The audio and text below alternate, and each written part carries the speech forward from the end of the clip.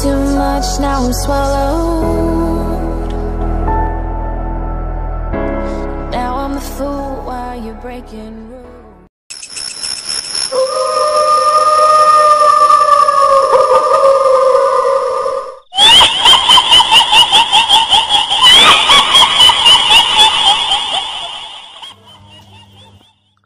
Assalamualaikum warahmatullahi wabarakatuh.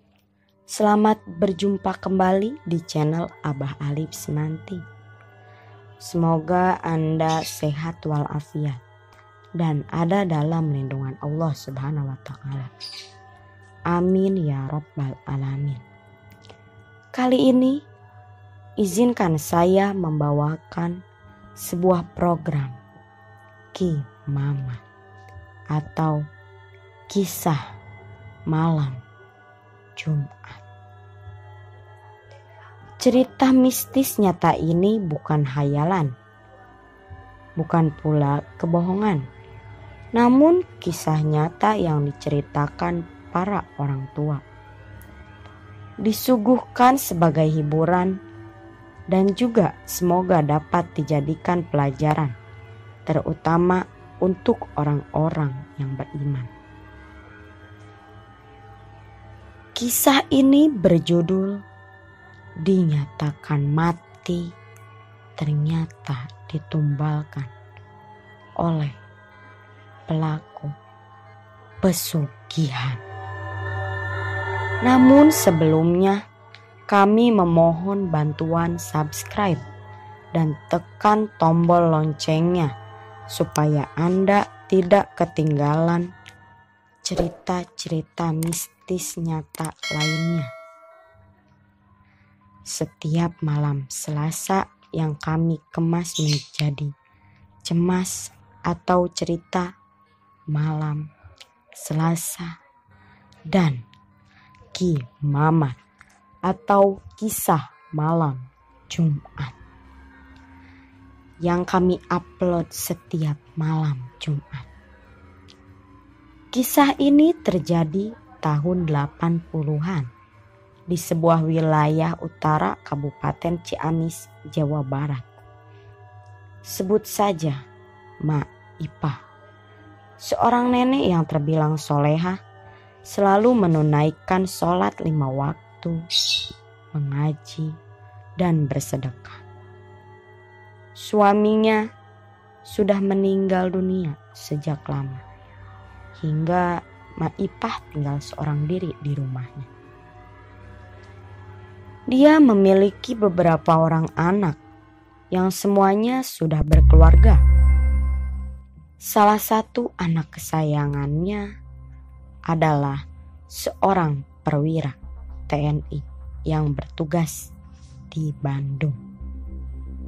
Sebut saja nama anaknya ini Pak Soleh. Sebulan sekali Pak Soleh mengunjungi Mak Ipah untuk menengok dan menemani hari-hari tuanya sehari 2 hari.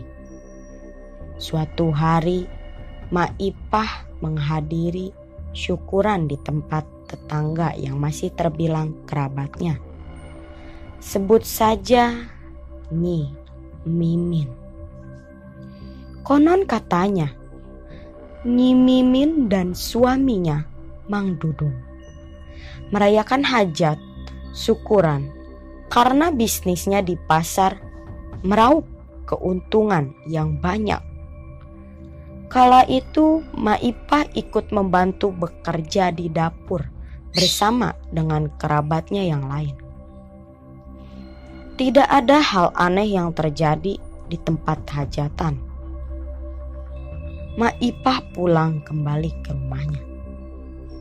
Kala itu Nyi Mimin membekali Mak Ipah dan kerabatnya yang lain nasi uduk untuk dimakan di rumah masing-masing.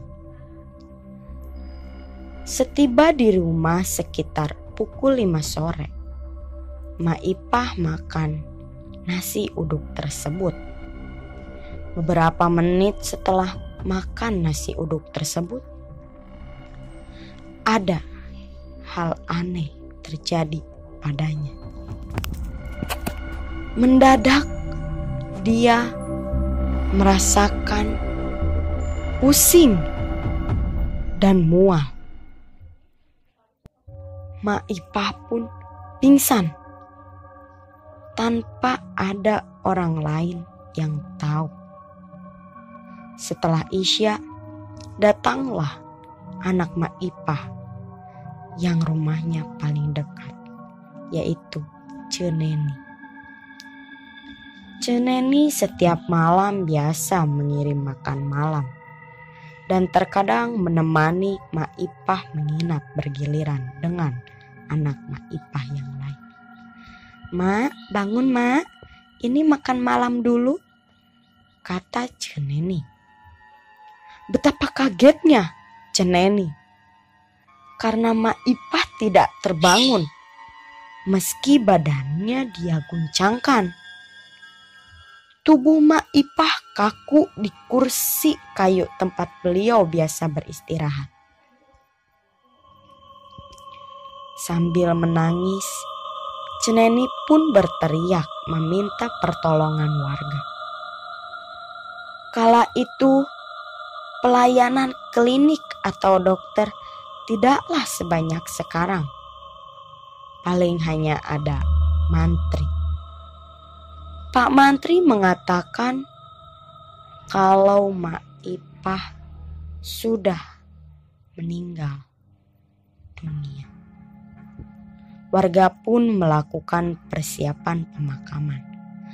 Namun, salah seorang sesepuh di kampung tersebut, yaitu Pak Saipudin, berbisik pada keluarga Mak Ipah untuk menunggu, jangan dimakamkan dulu. Tunggu saja semalam, karena beliau merasakan sesuatu yang ganjil dengan meninggalnya Mak Ipah. Menurut Pak Saipudin, tubuh Mak Ipah terbilang hangat untuk ukuran orang yang sudah meninggal. Umumkan saja pada warga pemakamannya besok, karena kita masih menunggu kedatangan Pak Soleh dari Bandung, kata Pak Saipudin setengah berbisik pada anak-anak Mak Ipah, yang dijawab dengan anggukan kepala tanda setuju. Mereka pun memutuskan untuk terus-terusan mengaji di hadapan tubuh Mak Ipah yang terbujur kaku. Kita kembali pada Mak Ipah yang sudah dinyatakan meninggal. Dia merasakan seluruh tubuhnya lemas, tak berdaya. Di alam bawah sadarnya, sayup-sayup dia mendengar anak kesayangannya, Pak Soleh, datang dari kota. "Mak, bangun Mak. Ayo kita ke tempat hajatan lagi. Kan acara pokoknya sekarang Mak. Mak harus berangkat lagi," kata Pak Soleh pada Mak Ipah. Antara percaya dan tidak dengan kedatangan anaknya Soleh yang datang tiba-tiba, Mak Ipah menjawab, "Ah Soleh, kamu sudah datang Nak. Mak lemas tidak kuat untuk berangkat lagi ke sana. Silahkan kamu saja Nak." "Tidak bisa Mak. Mak sudah ditunggu karena di tempat hajatan akan ada Nyai Ratu yang ingin bertemu Mak. Kalau Mak lemas, tidak apa-apa. Saya gendong Mak," jawab Soleh. Sebenarnya dia adalah makhluk halus, jadi-jadian,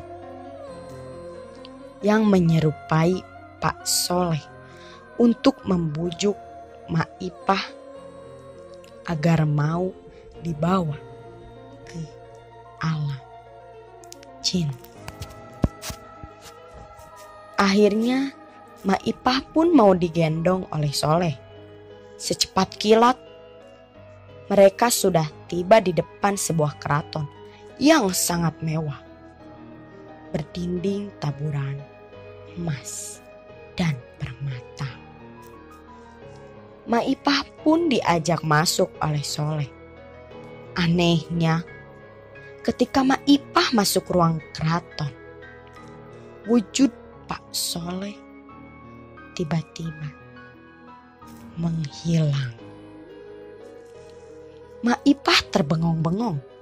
Di ruangan itu tampak banyak sekali orang-orang yang sedang mempersiapkan acara hajat besar. Sebagian di antara mereka ada yang Maipah kenal dan menyapanya. Mak, kau datang kemari?" tanya tetangganya heran. Maipah menjawab, "Iya, tadi diajak sama Soleh ke sini."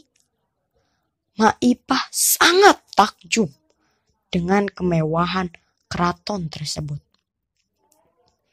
Dia tak habis pikir, rumah Nyi Mimin tidaklah semewah ini.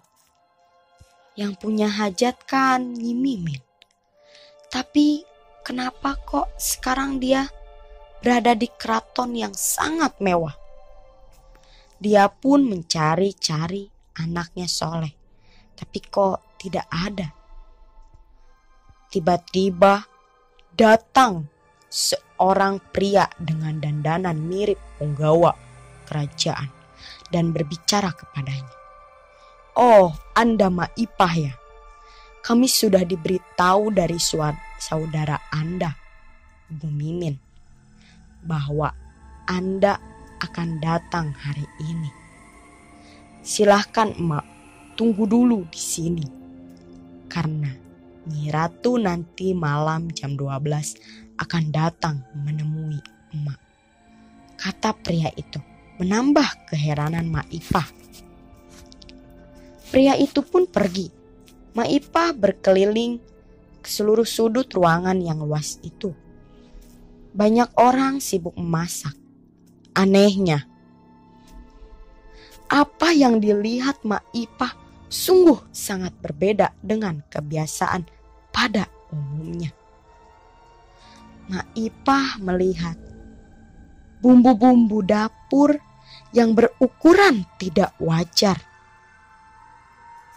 Bawang merah yang biasanya dia lihat paling seukuran ujung jempol, kok ini sangat besar, sebesar buah pepaya. Peralatan memasak yang mereka gunakan pun berukuran raksasa. Yang sangat membekas di ingatan Maipah adalah ukuran lisung dan halu yang sangat besar, seukuran tubuh manusia. Dalam kebingungannya, Maipah mencari toilet karena dia ingin buang air kecil. Saat memasuki WC, Maipah terperanjat karena dinding WC-nya terbuat dari jejeran manusia yang ditusuk hidup-hidup menggunakan paku besar. Mereka menangis dan meringis kesakitan saat melihat ubin yang dia injak pun. Maipah terperanjat karena ternyata lantai WC terbuat dari tubuh dan kepala manusia yang masih hidup. Menangis, menahan sakit karena diinjak-injak. Tolong kami, kata manusia-manusia tersebut. Maipah menggeleng-gelengkan kepala seraya beristighfar. Astagfirullahalazim, ya Allah, tempat apakah ini? Kata Maipah pelan. Keluar dari WC, tak henti-hentinya Maipah melafalkan doa-doa dan ayat-ayat suci Al-Quran. Hingga keraton tersebut berguncang hebat, seakan terkena gempa besar. Para punggawa keraton berhamburan mengejar Maipah. "Nenek ini sumbernya," kata salah satu di antara mereka sembari menunjuk Maipah dengan mata merah saking geramnya. "Hei nenek tua, tutup mulutmu itu, atau kubunuh dengan tombak ini," kata salah seorang punggawa yang bertubuh besar, hitam, dan wajahnya sangat menyeramkan. Tiba-tiba dari arah pintu masuk keraton terdengar suara seorang pria berteriak, "Iblis laknat, lepaskan Maipah atau kuhancurkan tempat ini." Saat dilihat, ternyata yang datang adalah Pak Saipuddin, ditemani oleh anak Maipah, Pak Soleh yang asli, mengenakan seragam tentara. Pak Soleh berteriak dengan lantang, "Aku tahu si Mimin sudah bersekutu dengan kalian untuk menumbalkan ibuku sebagai syarat pesugihan. Dan perbuatan kalian ini takkan kubiarkan. Akan kami hancurkan tempat ini kalau ibuku tidak kalian lepaskan." Pak Saipuddin dan Pak Soleh diserbu oleh para punggawa yang berjumlah puluhan. Mereka bersenjatakan tombak dan keris. Namun tak satu pun serangan mereka yang mampu melukai Pak Saipuddin dan Pak Soleh. Malahan sebagian dari mereka terpental jauh beberapa meter. Maipah terus melafalkan doa-doa dan ayat suci Al-Quran sehingga membuat suasana keraton semakin terguncang dan kacau. Terdengar suara jeritan hebat. Tiba-tiba terdengar suara menggema, "Ampun, hai manusia, silahkan kalian bawa kembali Maipah, asal kalian segera tinggalkan tempat ini." Akhirnya Pak Saipuddin dan Pak Soleh pun membawa pulang Maipah dengan cara dibopong. Maipah tersadar, dilihatnya banyak orang berkumpul sedang mengaji. Selain tetangga, di antaranya ada Pak Saipuddin, Neni, dan juga Soleh anaknya yang masih berseragam tentara. Dia mengucap syukur alhamdulillah karena telah selamat dari perbuatan biadab Mimin yang hendak mengorbankannya sebagai tumbal pesugihan. Semenjak kejadian tersebut, hubungan kekerabatan antara keluarga besar Maipah dengan keluarga Mimin pun renggang. Bahkan dikabarkan Mimin jatuh miskin karena bisnisnya di pasar bangkrut. Sekian cerita mistis nyata ini. Semoga kita dapat mengambil hikmah dari kisah di atas, bahwa pesugihan adalah perbuatan musyrik, adalah dosa paling besar yang tidak akan diampuni oleh Allah. Dan kekayaan yang diperoleh dari hasil pesugihan tidak akan membuat hidup pelakunya tentram dan berkah. Nantikan cerita berikutnya di program Cemas dan Ki Mamat setiap malam Selasa dan malam Jumat. Jangan lupa klik tombol subscribe dan loncengnya. Terima kasih. Wassalamualaikum warahmatullahi wabarakatuh.